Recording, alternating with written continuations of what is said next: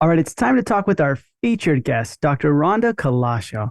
How's it going? Great, excellent. I'm in Los Angeles. How can I fight this weather? We got sun. I know we got Yeah. sun yesterday. Yeah. Oh yeah, you're not far. Got rain there was car accidents everywhere because nobody knows what to do. Yeah, nobody Car can accidents everywhere. exactly. There's traffic. There's like a little splatter of rain, and suddenly we don't have driver's license.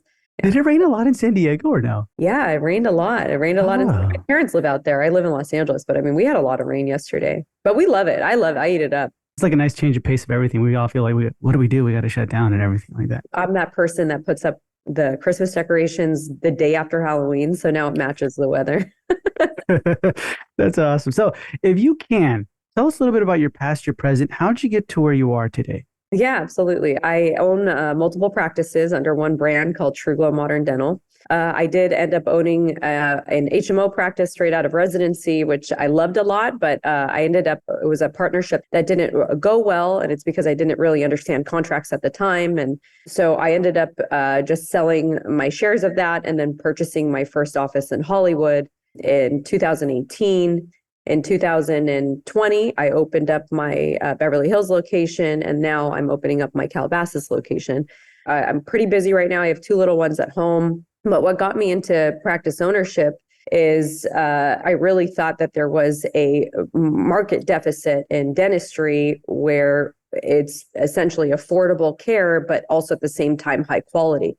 And I wanted to utilize some of my business background because I was as an undergrad major, I was a business administration major. And Mhm. then I picked up some of the prereqs before UCLA to finish up to get into dental school. But I had a good business acumen before I began my dental journey. And I knew that there was a really great market for potential of membership style dental offices, which don't operate like an insurance, but more like how you would see traditional memberships businesses operating, where you have a fixed monthly amount and then you are given reduced fees or whatever for a service. And so we were able to do that. I also own my own dental laboratory, so my costs are fixed in a way where I can produce high quality care, but at the same time affordably for my patients as well. So we're kind of a niche brand of dentistry. We do have patients that still come in with insurance. We concierge bill their insurance, and the patient gets billed or gets paid directly. Mhm. That's part of my brand. I just wanted to grow and develop this business perspective that I had even as an undergrad. And now, lo and behold, I actually really love dentistry. I'm still a wet-handed dentist, so I do practice all the time. And you can see that on my Instagram page. I do some pretty crazy video full mouth rehab cases. I learned that in my residency, which I did at UCSD. And I recommend everybody actually do a residency. Super important. All my colleagues and associates that work under our brand have done residencies. So that's what got me here. I love not only the practice of dentistry, but the business of dentistry as well. Nice. Okay. So it's good. Let's rewind a little bit.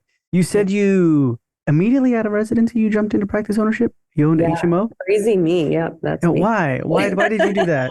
Well, I did go into like a corporate office kind of thing a little Mhm. bit. I did that for like 2 months and it just didn't fit my style. I wanted certain equipment, I wanted certain things when I would work, and it was just the bare bones. I remember being asked to do endo without a rubber dam and without all this. And it was just like, I was just kind of, especially when you're out of dental school, you're kind of still into the standard of care and you're really wanting to make sure that you're practicing that as such. And I remember Mhm. the corporate setting was very much a patient push and making sure that they finish the treatment, make sure that they get the treatment done, make sure that you hit your quotas and all that. And it's all respectable. That's fine. Everybody needs to be aware of numbers, but it became more of less quality of care and more of just pushing dental treatment out. I quickly ran away from that, but found a great office that I liked a lot. They did accept HMOs, an HMO style Medi-Cal office. It was nice. You can still be very profitable in that market. It's not like you need to be all fee for service to be profitable as a Medi-Cal or HMO dental practice. It's just a different practice setting, but they're still very profitable practices. And so if people are out there looking at maybe buying in or buying only a fee for service office, fee for service offices are incredibly difficult to maintain and hold because as soon as a patient gets insurance, they may leave you, as opposed to an insurance based practice. Even in the worst times of economic issues. But for fee for service, you may find that if you're just collecting fee for service, you'll have a lot of waxing and waning of the times. And then you'll have these tides of being really busy and then not being really busy. And that could be really detrimental. But I got into the HMO practice, and then I was offered a partnership because I expressed actually my goal of practice ownership. So that's how I got in so quickly. So I expressed that during my business meetings with them that I wanted to get involved in as being a practice owner. So I quickly got into that. But the way that it was laid out was, of course, I just kind of went and read the contract myself. I didn't have a lawyer read it over. I didn't. And so what ended up happening at the end is I put a lot of my own equity in it, but didn't get a good return. And that's a problem. I mean, I always call my career as a constant trajectory of falling forward because I'm constantly making mistakes and I don't know everything that I'm doing every day that is 100% this is the right way of doing it. But a part of building yourself as a professional and an entrepreneur is making mistakes and being okay with that. But you have to learn why it was done and not reproduce the same mistakes. Interesting. Okay. And it's interesting your point on fee for service and insurance. I feel like right now, a lot of the practices, we're trying to kind of transition out of insurance, right? We're saying, hey, I want to drop all that because I can't, they're judging our work when we do that. But when it comes to the other way around, how you mentioned it, hey, if you start off fee for service, so what do you recommend, Rhonda? A lot of the times we want to just start off hitting the ground running fee for service. And then a lot of the times some people recommend, hey, get some insurances, then slowly drop them off and then completely go fee for service. Yeah, absolutely. I think if you build it, they will come depending on how you're going to build it. If you want to build it as a fee for service practice, you may want to just stick to it. It does create a fire under your butt to make sure that you're keeping your practice going. Because if you kind of get into the cushion of insurance, and insurance does offer a cushion, although sometimes we deem them as being subpar and they're not paying us or reimbursing us well, at the end of the day, if it is an $800 crown, if you're taking 2 hours to do that, and this is for the new dentist, your chair time should be $1,000 an hour, if that's what you want to see it as. And that's just basic, right? Like just if you think about how much you're going to have to spend in overhead, dental overhead is incredibly expensive because hygienists get paid a lot. Dental office managers get paid a lot. Dental assistants nowadays, especially in Los Angeles, their average salary is $23 an hour. That's average. So that's a lot. And by the way, they're very accustomed to getting full benefits. So they do have in our practices, they have health insurance, they have gym memberships, they have a lot of stuff that is given, 401ks. They have dependents that can get health insurance. In our practice, we run it like a corporation and people are very accustomed to that. Even if you're a small dental office, you have to offer these kind of things. So to that, you have to say that your overhead clearly is very expensive. And a lot of your third-party payers, like your dental laboratory, is a cost, and the equipment and supplies is also a cost. So yeah, insurance paying you $800 is very low, but if you are able to do a very nice quality prep, remove all the decay and all that in like 30 minutes, it's not that bad. And that's better than making no money in that time. There is a misconception also that being really busy means that you are making more money. And sometimes those HMO practices who are super, super busy, they're pumping out patients left and right. At the end of the day, the fee for service person who saw 2 patients as opposed to 15 patients is still making the same amount. So it doesn't mean that you have to be very busy, but you just have to create this niche brand or a market for someone to want to pay a fee for service as opposed to going out with insurance. But if you're going to do insurance, a couple things, it's good to build the practice with insurance if you have nothing there. But if your intention is to drop those insurances, then maybe not sign up for a lot of them, because a lot of the times patients will leave you. As much as you are a great dentist, and all of us love to pat ourselves on the backs and be like, "Oh, we're so amazing, no one's going to leave us." But I'll tell you, they'll leave you so fast. Yeah. So as soon as you tell them, okay, so your copay is not $300 anymore, you got to pay $2,500 for this crown, they're going to run like the wind, right? So like they're going to they'll look to Yelp or something and try to get something better. But I'm saying that what you have to understand is, if you're going to be a fee-for-service office, you have to provide a service that is very much reflective of the amount you're asking this person to pay. So you have to get their every beck and call. You have to offer 24-hour concierge service. You have to talk to them. You have to understand these people, $2,500 for a lot of people, for many people, is a lot of money. And that's 1 crown. right? So if you're going to offer this kind of service to them and you're fee for service and not offering any other benefits to them, even if it's payments that you're offering, they are paying this whole dollar amount rather than going through their insurance, which may be paid through their employer. So you have to create your business models are completely different. So you have to be okay with it. You can meet the same bottom line. You can meet the same profits, but when you're HMO, got to go faster. You got to move faster. You can't just dilly-dally talk to the patients too long, blah, blah, blah. But you also need to treat them like people. It's very important. People also don't want to be treated like cattle, right? They're still paying whatever they're paying for that. So they're going to come in and they want to be respected in the time, but you have to be mindful of your time if you're doing HMO and even PPO. Even PPO insurances don't pay well either. Some of them do, some of them pay well, but you still have to make sure that you are being aware of, you almost have a calculator in your head that your time should not be wasted because the overhead is too much, and you'll find yourself in a very bad zone of your P&L statements where you're seeing your profits kind of dwindle. So just making sure that you are aware of that and speed it up. If you're HMO, PPO, fee for service, you can kind of create a little bit more of a pampering effect. Yeah, interesting. So then fee for service, like you said, pampering effect, HMO, or like Medi-Cal, right?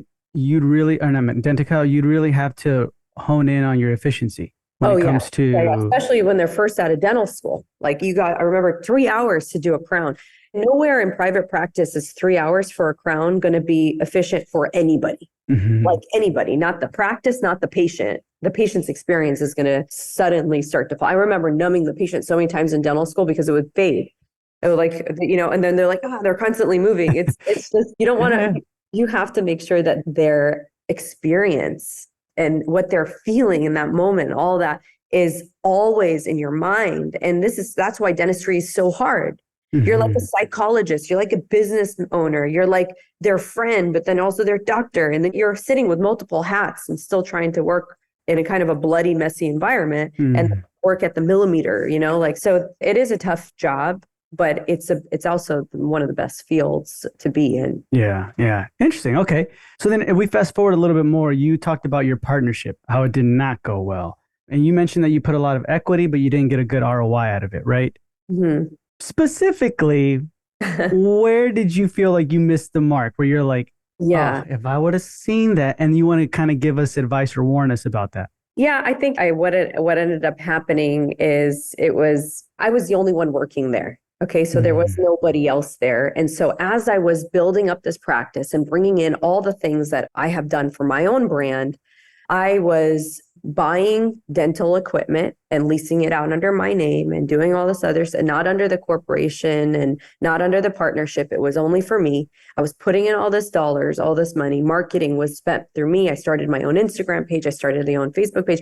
I was doing so much and then bringing up this practice and its value. And then when I was told to buy in, I was bought in at the practice value that I brought in, right? So I put in the money and then bought myself back, right? And so it didn't work when I got paid out because I got paid out before the money I put in. So I had built it up to what it was, and it was just the way that it was laid out. It was really laid out in an unfair way. Definitely just kind of taking advantage of a person just that is maybe not aware of the nuances of contracts, especially between partners. But just as a pearl to people is that you have to make sure that you have a lawyer reading any agreement that you sign and that they can kind of give you the ins and outs of that and understand it. Even, you're going to Google and all that kind of stuff. And it may be cheap because especially when you're first out of school, you don't have a lot of money to hire a lawyer. Or somebody to help you out with that. But even if you have maybe family member that may help you out free of charge to read some of the contracts is going to help. I just got a little too pompous and said, sounds great. I can have 40% ownership and, you never get really majority, but no, I actually had 11%, but I'm saying that sometimes it could be offered. You're never really going to be offered a majority. Anybody who owns a practice should not give actually majority to a colleague or an associate. This is still your baby. This is still your brand and your corporation. You don't want to give a majority because you still want to hold a lot of the voting rights and all that would fall ultimately onto you. You don't want your brand to be carried on by someone else. If you want somebody invested into your practice because you never wash a rental car, right? And you never put Hmm. gas in a rental car. You kind of just give it to them as all beat up. But if somebody is going to invest in your practice and they've been with you for many years, giving them some sort of equity or practice ownership in the practice itself or in the corporation is actually a great idea. But they have to also be vested with you financially and in time, both monetarily and in time.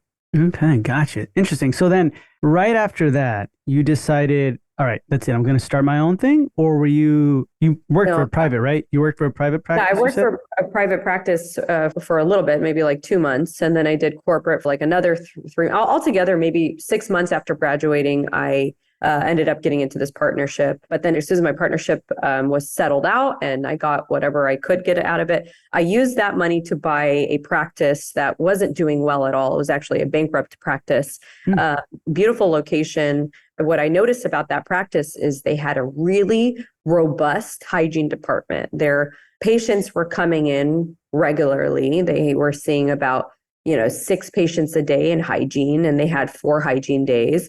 But I noticed the doctor's schedule was dead because the doctor wasn't there.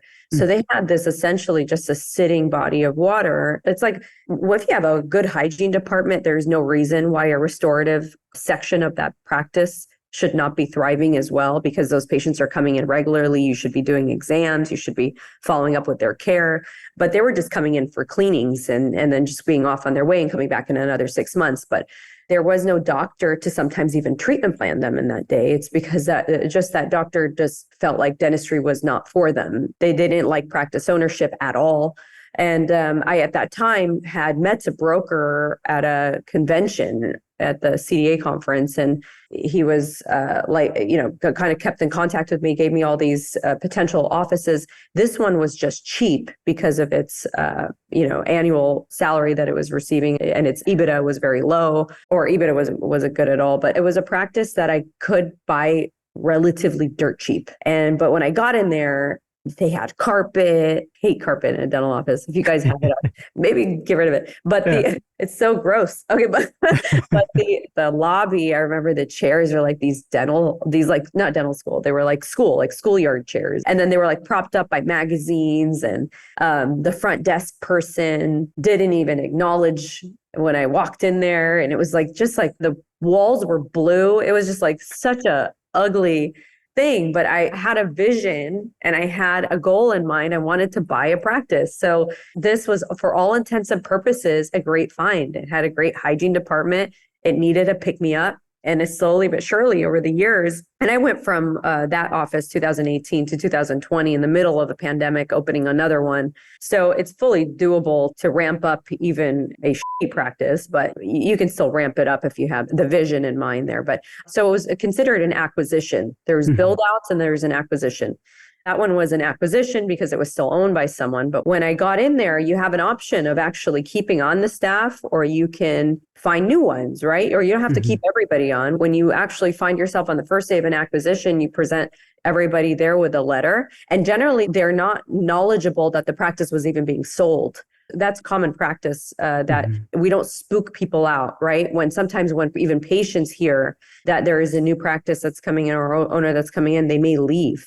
When you're acquiring a practice, a lot of the times they don't inform them until the practice is acquired, and then you can send out a bunch of emails or letters out to the patient and then to the staff. So in my case, when I came in, I was not in love with the staff. I didn't like that the person didn't acknowledge that I was there, didn't even look up from her computer. I didn't like that the hygienist was not using Cavitrons, or was just basically using Profi cups. It wasn't like scaling or any of that. I ended up just firing everybody and starting fresh. Again, I had a vision of someone, when you walk in the room, they're bubbly, they're happy. They are the first introduction to your practice before they even on the phone, you can hear them. You want somebody that is going to drive in patients, and that really somber person in the front plays a damper on the mood everywhere. It's like, try to go Hmm. to DMV. Do you, everyone look happy? No, it's like everyone's pissed because the person in the front is not the Walmart greeter. Like, I walk in Yeah. and I love it, right? I'm like, yeah, we're here. Okay, like that, Right. yeah, it's Yeah. here to shop. Like, that's what you want. And that's what I felt like. This is definitely a branding issue. And when you're building a brand, this is stuff that you have to think about. You have to think about the smell. You have to think about the sights. You have to think about the colors. These are all very much part of even dentistry, because dentistry is a small little business. So you have to know, you can't just pop in with ugly carpet and propped up chairs. Chairs, yeah. It's interesting that you did that though, because I guess like advise, it's like, yeah, here's the thing. When you do an acquisition, a lot of the times the team may feel betrayed by their original doctor and saying, how come you didn't let us know this? We've been with you forever. We would have understood this, right? So there's that trust that kind of like deteriorates. Then they kind of start having the fear like, oh my gosh, who's this doctor? Who's this young doctor? I know more than her, right? Especially those older office managers. Like they're like, oh, no, sweetie, please, I can tell you how to do this, right? And then they try to run it. But letting go everybody at once, how'd you do that? Or could you have coached anybody? Like, because the hygienists sounded like they were still really good because they were keeping people on. Yeah. So for the front person, honestly, I just felt like she didn't even, their AR reports, because you do a due diligence on the practice when you're acquiring it. Their AR, which is accounts receivable, was very high. So they were collecting zero copay. And just kind of letting the person know, I mean, I'll say this, I did give them a chance, right? Like talking to them about maybe collecting copays before the patient comes in, talking about deposits, and immediately they shut it down. If someone is not on your same mindscape and they're not actually thinking on your level and that they want to build this practice, they're going to be a plague on the practice. So you should immediately just squash it, right? Because if that person is not like excited, oh yeah, there's a new person here with all this energy, wants to ramp it up, and they're feeling it, they're like, yeah, okay, let's do it. Yeah, we definitely. And when you bring up a report to someone, because I remember sitting next to this, the front office person was also there. She didn't have an office manager. It was a very small skeleton practice, actually. It had no dental assistant. So the person in the front actually worked as the dental assistant and the person in the front. So I wouldn't say I fired like everybody. I mean, there wasn't really much of anybody. There was an associate that popped up and did like an OL every 10 months, right? Like, which is you guys all know dental. Your OLs, occlusal lingual, like a little tiny filling, like every day. And and then didn't even take out all the amalgam. It was just like, I don't know what the hell I was looking at, but it didn't have a huge practice. It wasn't like I fired 11 people. I fired 3 people that were unnecessary, right? That didn't meet and then if I talked to the hygienist and I told, look at their studies on Arrestin, there's studies on laser. I'm going to pay for you to take some of these courses. I want you to learn how to do a laser debridement. I want you to use the air polisher or whatever, all these other things that you can provide rather than a prophy cup. Maybe just learn how to scale a little bit, right? Because there's all this plaque on this person's tooth. Use the Cavitron, use the piezo. And, I don't know, I'm really good with this tool, and literally holds one tool for every surface of the tooth. And it's like, okay, if you're not ready to change and be part of this, essentially look at where we are now. I had a goal in mind, right? If you weren't ready to hop on my back and fly with me, I'm going to leave you on the ground. You're done, right? Because then you're going to be a plague on my practice. You're going to be a splinter and I can't move on, right? I can't get to where I need to be. If you're trying to get from here to there with the same people, it's not going to happen. And even when you get to there, you grow, you get more people. So my practice has grown significantly. From those 3 people I fired, I now am 50 employees deep, right? And every one of them is very much attuned to our mission and our practice philosophy. And we really spend a lot of time in making sure that everyone is on the same page. Gotcha. Okay. So that's interesting. That's really, really good then. So I know you mentioned that, how long have you been in practice ownership for? 2018. How many years? So 18, 20, 5 years. Man, how many practices do you have currently, like working and running? Now 3. Yeah. 3. Los Angeles. Beverly Hills. They're all in Los Angeles. So I just stick in this area. They're Hollywood, Beverly Hills, and Calabasas. Jeez, and that's such a saturated. So how did you do it? Why? Yeah. Why here? Like, I why? like torture. It's nice. I'm just kidding. It was terrible. Yes, you said saturated. Absolutely. In my building alone, on the same floor, I have 4 dentists. Yeah, it was crazy. So then, let me ask you, why did you decide to do that? How did you make it grow so much, so fast to where you're like, we're 3, and I think you're on another build out, you said, right? I'm on another build out. And then, I'm on a build out right now. I'm actually in the middle. I got permits for it yesterday. So I'm super excited. Wow. So that I have a team that's going to come in and just do our same look. We have a systems always, we try to reproduce it. And then I have a projection for 2025 as an acquisition. So I'm currently just looking at potential acquisitions as well.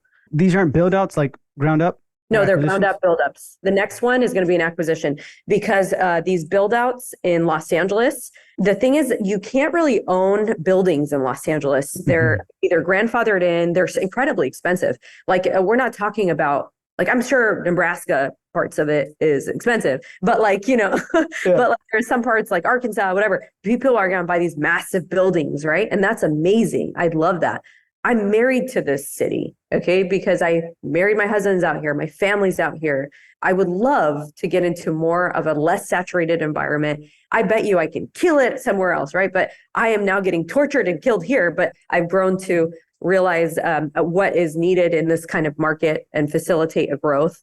And a lot of it has to do with front loading a lot of marketing right off the bat, and then getting a good SEO, doing PPC ads, doing even mail marketing campaigns. You're kind of just throwing everything out there and then seeing what sticks. Because a lot of the times you may have mail marketing not work out, but in some locations it works out because the demographic still checks their mail. Right? In Hollywood, mail marketing for me does not work, right? But PPC campaigns and local ad campaigns with Google works out for me. Having my website really honed in on keywords and all that kind of stuff, and having good SEO that's going to manage the traffic that's coming in is really important for Hollywood. For Beverly Hills, there's an older demographic. There's a bunch of homes around there. These mail marketing campaigns and even being in magazines or whatever it is, those tend to actually work. We still, of course, run our Google. Everybody still uses Google. We're going to aside that. We're talking about other things. Facebook is still working with that. Calabasas is the same. These locations are, if they're mostly have homes around you rather than apartments and stuff like that, because I think the apartments, it's a very transient living situation. You may have some people coming in for a couple of months and leaving. So these mail marketing campaigns don't always work out. These physical news articles and whatever it is may not be working out. But I also have found being in Hollywood, I was reached out a couple times by magazines, right? And so like Allure, BBC, MSNBC, I was on Forbes for Hollywood's, they called me the most stylish dentist. I don't know. The hell that You're like, I don't know, but I like it. Okay, but I think it sounds like I was a stylish dentist, but I think they were talking about practice when you were into the article. But like the style, the brand was there, and it was recognized by Forbes as being a nice office, a nice dental office, and then offering some services to patients that were really high tech. But anyhow, we digress on that. But I'm saying that these are some things that I was reached out to, and then my online presence grew because they put me in online articles, right? So they kind of all just fueled each other. And sometimes some people are not as lucky in that area to find out what works right away. But you want to try different marketing strategies. Not every practice is going to feel a good strategy with one as opposed to another. I remember when I was in Orange County, so my first practice location was out there, the HMO one, but that one did really well with like those, but this was a couple years ago, I don't know, but those apps where you can kind of make your own appointment, like ZocDoc and yeah, so they were doing really well there with that. Same with Hollywood, because these are like techie younger generations, right? Like, so you may want to put yourself on one of those platforms where they can get onto your appointment scheduler and put themselves in there, because people don't want to call. Some demographics don't want to call you, right? And so like there's a younger generation who completely functions 100% on their phone. They email, they text, they don't even have laptops, right? Everything's on their phone. So even optimizing your website to look good on a cell phone is also incredibly important. You can hop onto different dental offices and you'll see that maybe their website for the phone is not easy. It's like a mess. You have to shrink it really low, move it up this way. It's like you can't find their number because it hasn't been optimized for mobile. These are some things that you definitely want to look into your practice to make sure that you are marketing to the right group. Who's your demographic that you're trying to aim for? And what keywords are you using for your SEO if you're doing primarily Invisalign? Where do you rank on the Invisalign when somebody puts Invisalign in, I'm picking on Arkansas, I don't know. Invisalign, Arkansas, right? Like I want to go to Arkansas too. Yeah.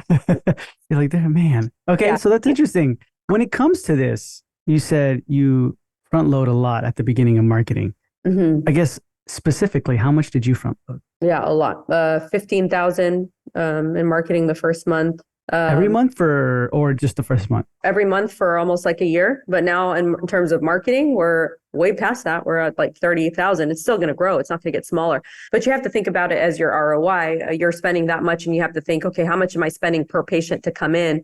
If you spent $15,000 and let's say that the patient came in and the price on their head was $150, but they came in and they spent 2,000, they spent 1,000, whatever it is. You have to be able to know your numbers of the practice and be able to decipher if some of those marketing campaigns are helpful. And you have to also make sure you train your staff and be part of your systems to ask the patient, whoever is calling, how did you hear about us? Because that is going to be key for you not to overspend marketing. Oh, Google. Okay, well, let's put a tick on Google. Website, referrals. At this juncture, I'm actually now, this is what also people need to understand. You can get really high in marketing, but you don't need to spend that amount every single month, right? There's sometimes where you're noticing you're getting 50 new patients. Okay, that's amazing. A month for practice is great. 50 new patients is wonderful.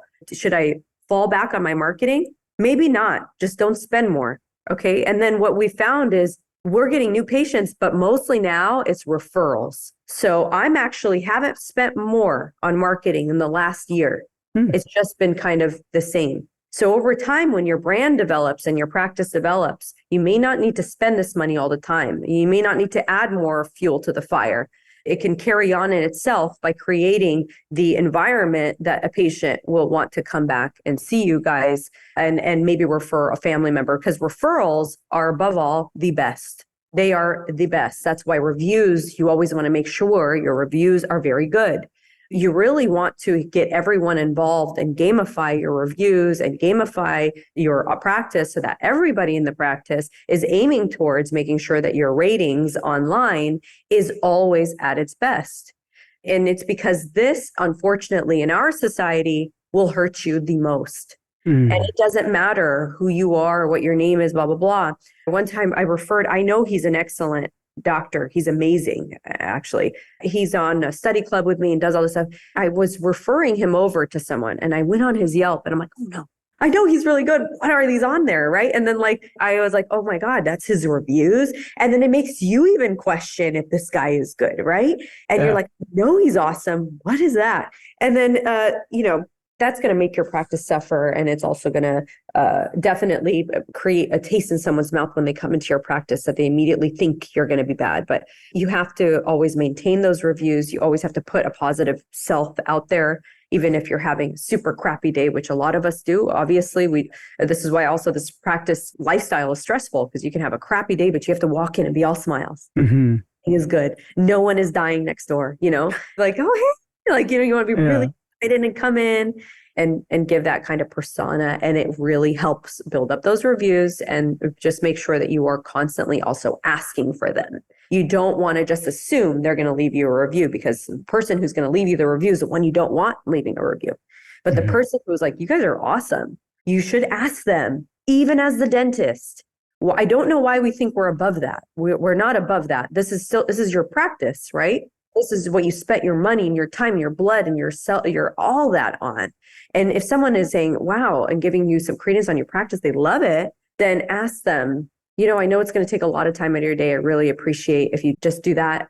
If you don't want to, no problem. But I just it really helps us out. And humble yourself. You should always humble yourself in life and in your practice and in your chair. It is nothing that glorified you above anybody else. Stoop down to always look at the patient when they're talking to you, not at their mouth, but in their eyes. Sit at their level. Don't stand above them. Bring them up when you're talking to them, not lay them down. Never have an opinion of yourself. You certainly just always should just level yourself up with your staff and with your patient. And I promise you, these reviews are going to read for themselves, because now you're real. You're not fakely asking, hey, you want to leave us a review? And you were just a dick to them the whole time. Now you're asking for, right? So make sure you keep up with that the whole time. Yeah, I like that. Authenticity, right? So then when it comes to, you mentioned there's something you do, you have a system that you like to reproduce when it comes to these practices. What is it? Yeah, so the systems are, and they can vary between different offices, but systems, it's such a word that's so loaded, because a lot of times we have systems, and what does that mean, right? What is a system? So a systems is from the time a patient calls your office, and even before that, how did you get that call? How did that call get intercepted? How did the person answering the phone answer that phone? How were they put into your scheduler? How are they followed up with? These are systems. So the step by step of getting a patient ultimately in the chair in your office, going over your treatment plan, and now appointing them for the treatment, because you have to appoint them. You can't just say, I got you in the chair, I did a prophy, and now you're gone. That's not how it should. You need to reappoint them. In order for that patient to be successful and in your chair and having, and I'm going to just divert a little bit. A patient is value comes from their recare and recall and reemergence of them back into your system. But one person comes in and you never see them again. That was not a successful new patient encounter. That patient goes on an inactive list. That patient is essentially lost. You spent marketing dollars on them. You spent all the time on them. You paid the hygienist to see them. Saw the assistant. You spent the time with them, and it's lost, right? You need to create a systems where a patient that sits in the chair reappoints themselves for either follow-up cleaning or follow-up care or whatever it is, and stays within your practice, right? And so they stay within your active patient pool. We consider like active patients, someone who's been at least within the year or 18 months or whatever it is. So keep mindful of that. This patient needs to be seen for recare. Don't call it recall, because recall sounds like something's wrong with you, right? So I would recommend that you say recare appointment rather than a recall appointment. And then I give that's credit to UCLA's Dr. Goldstein practice management class, because I remember that was one of the slides on his, I never appreciated that until practice, where I remember saying, we'll see you on recall. And then the patient was like, is it like wrong? Like something is wrong, like it's recalled, like, right? So like, no, we just need to recarry you, right? And so is recarrying, the vocabulary is also important. Anyways, these are all part of systems, right? The vocabulary, the way you speak, the way you appoint them, the way you follow up with them. And it needs to be laid out in a way where it's not printed and in a binder and put somewhere collecting dust. Welcome to 2023. Everything is online, right? Yeah. Everything is online. Choose whatever system you want to do, but make sure it's accessible to everyone and that everybody knows your systems from the front office to the back office. Everyone needs to be aware of the way that your practice runs and how you would handle certain situations. Because once you, as the business owner, leaves or moves away or whatever, not leaves, like physically leaves this practice, and now comes into a perspective where I'm at, where I'm mostly managing, I need to make sure people are aware of how to handle a situation without calling me 100 times. Right? Yeah, gotcha. So you created these systems how? Like you just record every single thing you're doing and you're like, what's working? And then pivot it to do better and better and better? Or Yeah. Absolutely. And how many times I've been asked, like, kind of a layout of your manual? And I would say, honestly, you need to look at your practice from a specific, it's not subjective, it's really objective, the way that you should be looking at your practice. Like, so you need to handle each and every practice needs to be done differently. And so if one thing works in one practice, it may not work in another, but make sure you are understanding what worked, what marketing tactics worked, how your systems are, the way that you walk a patient to the back. Do you have a routing slip? Because that's part of our system. Some people don't have routing slips where it says next visit, where it says when the last cleaning was. These are part of systems. Does a routing slip work for you? Do you want your assistant to write your notes? If they want to write your notes, you have templates for them. These are specific things that may work for practice to practice, but see what works for you and get that written down somewhere that's accessible, not only in your head. It needs to be transcribed, because it's going to be ultimately, in order to scale. And not only to scale, you can remain in your own practice, but maybe over a couple of years, add more dental chairs, maybe buy the building, whatever it is. You don't have to go into multiple practices. There is some dentists that are very near and dear to me, which I love, and they're killing it with one practice, giant location. Like one location is huge, right? And they see as many patients as I do, but just in one location. And so they've scaled their practice, their one practice, to an extraordinary size, and they have worked their systems to what works for them. Gotcha. Interesting. Okay. So then the systems is tailored to like the practice, obviously, right? But at the same time, I guess it's more like we have to start documenting everything right now and then kind of continue to pivot and pivot. Yeah, there's a lot of like HubSpot may have something, but like also there's something called Trainial that also has like an online app that you can do. There's a lot of sites that you can actually create like leaderboards for your practice. And that's really good because you can put quizzes on there. Like when you're training someone, how do you train them? Do you physically have to train them? Like, because some people learn differently. You may need to train them physically, show them show them pictures, show them video, and then maybe take a quiz at the end. So Yeah. there is a lot of systems that you can look into that may fit your practice, different pricing and all that kind of stuff. But I would recommend is online stuff, an app. You can even right now, you can find a bunch of developers that can develop stuff just for you. I utilize a lot of AI in my practice. And with the development of AI, I've utilized AI where a lot of people have never even thought to use AI. But I've gotten people who develop AI to specifically build stuff for my practice that I think that has helped. I've paid them out and it's just mine. It's not anybody else's. You can't actually go buy it. But I thought this is what I need. And with the cloud-based systems, so I used to have all my practices were on a server and we were using but they're now cloud-based systems. Like I'll use a different word besides systems, but practice management systems. Mm-hmm. So practice management systems, sometimes they used to be on a server. Now you can find a lot of them on the cloud. The cloud-based servers are a lot better because you can really build softwares within them that can function for your practice and specifically for them. And you can get the coding and all that kind of stuff. You can find them on like Squad Help or whatever. But you can find people who are really good in development and build stuff for your practice. And then that goes into even apps. Maybe you can make an app for all your videos and your web information, like your employee handbook and stuff can be on there too. What have you created with so far for your practice? So far I have a robot that calls all the dental insurances that are, because we're out of network and we still are concierge dental. So the concierge style. So even if they have dental insurance, we tell them, sure, we'll get a breakdown for you and send it out, right? It's our fees, but we are still helping them out to get an accurate breakdown. That's also part of our brand. We are 100% here for the patient's experience. So we're not going to be like, do you want to call them? You want to call your insurance? So part of that too, although they're like, oh, that's annoying. I thought you're fee for service. Yeah. But like I said, we have to maintain a brand. And then a part of ours is patient-centered and making the experience as easy as possible to make that appointment. If they have dental insurance, we get the breakdown for them immediately. They know exactly what their out-of-pocket's going to be. I have now a robot that will do that because a lot of the stuff is online right now.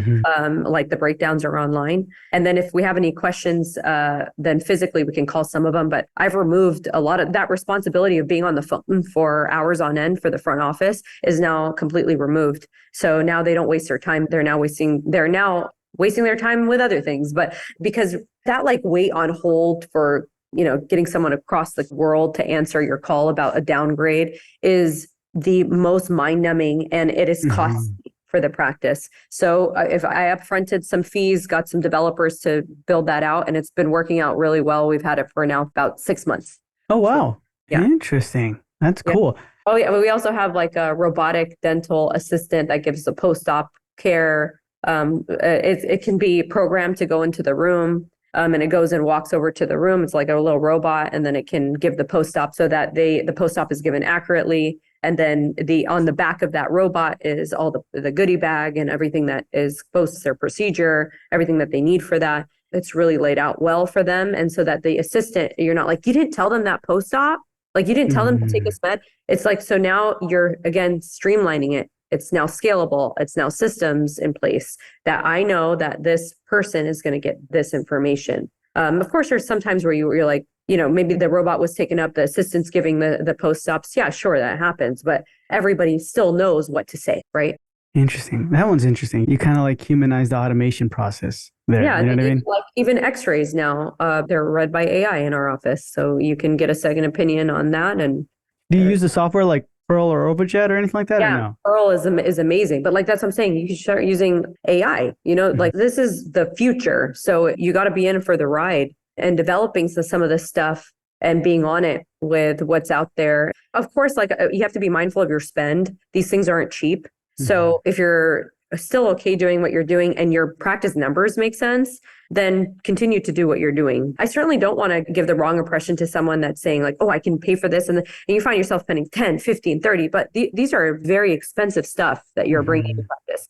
So don't spend like that. You have to know your practice numbers, work with your bookkeeper, also your some financial advisor as well. Those are very helpful, especially because we make good money and you certainly can be in a high tax bracket. And if you're not planning your taxes well and your investments, you can find a lot of your spend because it's the most expensive thing you're going to spend in your life is taxes, the most expensive thing you're going to buy. So you have to make sure that you can't just be like, oh, TurboTax, Why? I want to know why. Why TurboTax sometimes is at some of our conventions. If you're a dentist and you're using TurboTax, You're like, stop. yeah, it's bringing to you, but you're definitely not getting any. And it's like, look, I'm not talking about refunds and stuff. I'm saying you should be utilizing the tax code to your advantage and constantly investing, right? So build your wealth. And wealth building is not about having liquid all the time. When you're building wealth, you have to be okay with being in the lowest of the low, with not having a lot of liquid, because there's probably a lot of people in this audience right now that have more liquid money than I do right now. Because right now my money is tied. My money is tied in my investments and my money is tied somewhere else. That when you're an entrepreneur and you're building your wealth and you're building this brand or whatever it is, this kind of uncomfortable situation where you're finding yourself asking for loans and paying these high interest or whatever it is, and leveraging yourself through loans and funding and tax exemptions and blah, blah, blah. This gets very complicated, very nuanced, very scary really quick for some people who may be really turned off by this kind of stuff. So if you're going to get into the business realm, you have to understand that it gets very, very sticky, very scary. And there's a lot of times where you may not have a lot of liquid cash available to you, but that's part of building your wealth. So you're going to find yourself in the slums, but then you find yourself in abundance, but you shouldn't just live in abundance. I'm very pro not buying right when you graduate dental school, that really fancy car. You need to really tame yourself and slowly start to take off. Everything that you do in your life, make sure it makes sense with taxes, because your taxes are negotiable. This is something that was said in our mastermind meeting, because I'm part of a dental mastermind, and also get them maybe with dentists that are like-minded as you. If they have a single practice, great, hang out with them. If they're multi-practice, hang out with them. You can pick each other's brains. Everyone is here, including me and you, to spread some knowledge and some life into this field that's just become so sterile over the years and stagnant. And they don't teach us this in dental school. But taxes, yeah, they're negotiable. You can have an excess of an amount and you can take that money and you can now go and invest in something else. Go invest in real estate. And associates who are hearing this podcast, you don't need to be the business owner. I have a lot of associatepreneurs within my practice. I have these little business people that work in my practice that are not so little. They have a lot of real estate, and real estate is like a fixed savings account. It's like a forced savings. You can get equity out of it at any time. It's always going to increase in value. Ever rare a situation. Yeah, we've had times in our past where real estate has dwindled. I think for a dentist who's producing relatively well, you should be fine keeping that for 10, 15 years, and then maybe taking equity out of your house to buy something else and transcribing that to multiple real estate earnings or whatever it is. But real estate is wonderful. You can do dwellings, small dwellings where you're renting it out and all this kind of stuff. But what I'm saying is, does it make sense for your tax exemptions? Does it make sense for your overall tax credits and reliabilities that you have to pay? Right. So just make sure that you're not okay with the fact that maybe 50% of your income is just going, right? So you are a dentist, but dentists, don't be under the impression that a dentist is just some W-2 employee. A dentist is a small business owner. And if you're an associate, you're a small business, because you should have already had an LLC. You shouldn't be paid to your personal account. You should be paid to your LLC. You should create an S Corp. You should be creating an S Corp for yourself, or a C Corp, whatever works for your benefit. But you should be a small little corporation, right? Because you, for all intents and purposes, work at multiple practices. You are meeting the AB5 rules for what a worker is considered or employee is considered, and you're very well an independent contractor. Maybe some corporations are going to only W-2 you. Okay, well, then you have to make sure that you're getting then the right return on your taxes, so that you can take that money and now invest it somewhere else, so you can still reduce your liabilities, your tax liabilities. Gotcha. Okay, interesting. This is all wonderful, useful, super duper useful information. Rhonda, thank you so much for being with us. It's been a pleasure. But if anyone has any questions or concerns, where can they reach out to you? You can email me. I always check my email. So it's just my first and my last name. Do you want me to spell it? It's going to be in the show notes below. But Okay, if you want to spell first it, and my last name at glomoderndental.com. You can just email me. Awesome. So that's going to be in the show notes below. Also her social media platforms and everything else. And Rhonda, thank you so much for being with us. It's been a pleasure. And we'll hear from you soon. Thank you so much. Thank you.